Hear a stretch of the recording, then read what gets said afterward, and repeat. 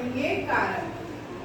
तो कारक में आप लोगों को मैं सबसे पहले बताऊंगी कारक की परिभाषा, और बहुत ही सरल तरीके से आप कारक को समझ पाएंगे किस तरह से कारक की परिभाषा होती है और किस तरीके से कारक के 8 प्रकार होते हैं और उनको आप बहुत ही सरल तरीके से समझ सकते हैं। तो कारक की जो परिभाषा है उसमें हम सबसे पहले कारक की परिभाषा जानेंगे कि कारक की परिभाषा होती क्या है, कारक क्या होता है।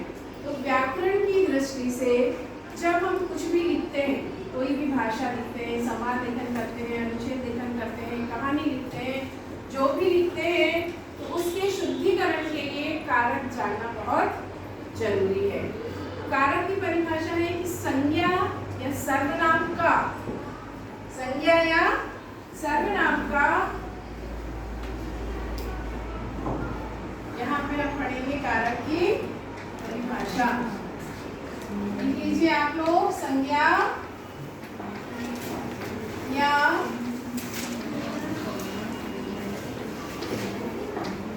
सर्वनाम का जिस रूप से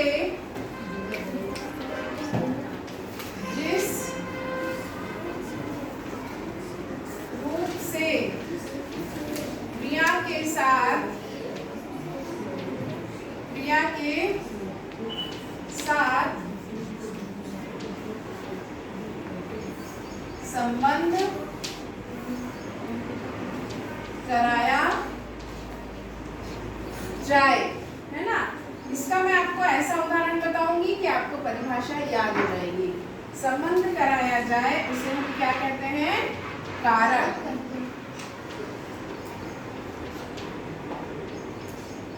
इसे कारक कहते हैं। इसकी जो परिभाषा है उदाहरण में रहती है।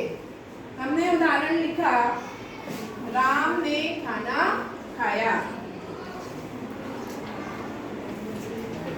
उदाहरण पहला, राम ने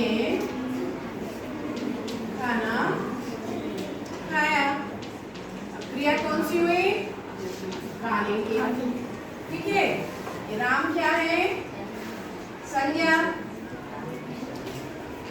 और ये क्या है, क्रिया। संबंध किससे हो रहा है, ने से। ने क्या हो गया, कारक। तो ये उस उदाहरण में ही परिभाषा छुपी है कि संज्ञा का क्रिया के साथ जिस रूप से संबंध किया जाए उसे हम कारक कहते हैं। समझ में आ गया सबको, ये डेफिनेशन है कारक की। अब हम पढ़ेंगे कि कारक के प्रकार क्या होते हैं।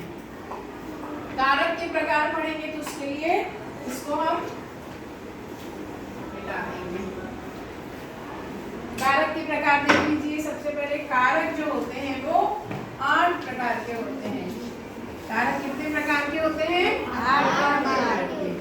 पहला हुआ कर्ता कारक, ठीक है। ने, इसको हम इस प्रकार से याद करेंगे, कर्ता ने कर्म को करण से, संप्रदान को के लिए, अपादान से। इस प्रकार से अगर हम करेंगे तो हमें 8 कारक बड़े ही आसानी से याद हो जाएंगे। तो कर्ता ने, दूसरा कर्म को, तीसरा करण से, चौथा संप्रदान, ठीक है, वो के लिए, के द्वारा, और के साथ। ये हो गया संप्रदान, ठीक है। इसके बाद हम 5 नंबर का पढ़ेंगे। कौन सा है, अपादान। बोलते जाओ, अपादान। अपादान में कौन सी विभक्ति आएगी, से, ठीक है। उसके बाद 6 नंबर का संबंध।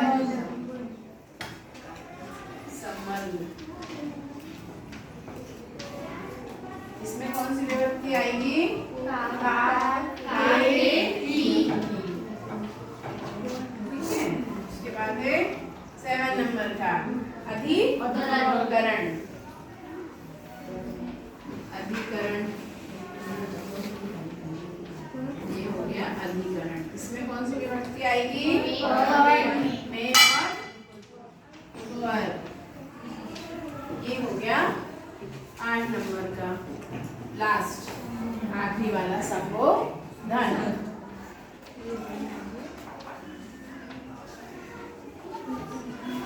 संबोधन यहाँ पे हम जो करेंगे, किससे करेंगे? हे, अरे, है ना, और ऐसा। अब ये जो 8 प्रकार हैं, इसमें एक विभक्ति 2-2 बार आई है ना। तो इसमें आप को लगेगा, दुविधा में पड़ोगे कि कौन सा वाक्य में जब को आएगा तो कर्म कारक होगा, कौन से वाक्य में को आएगा तो संप्रदान कारक होगा।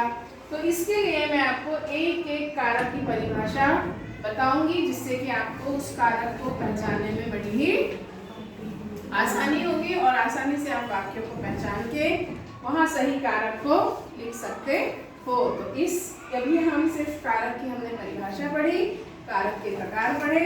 अब इसके बाद हम पढ़ेंगे कारक की पूरी परिभाषाएं, जिससे कि आपको आसानी से वाक्यों को पहचान सको। ठीक है।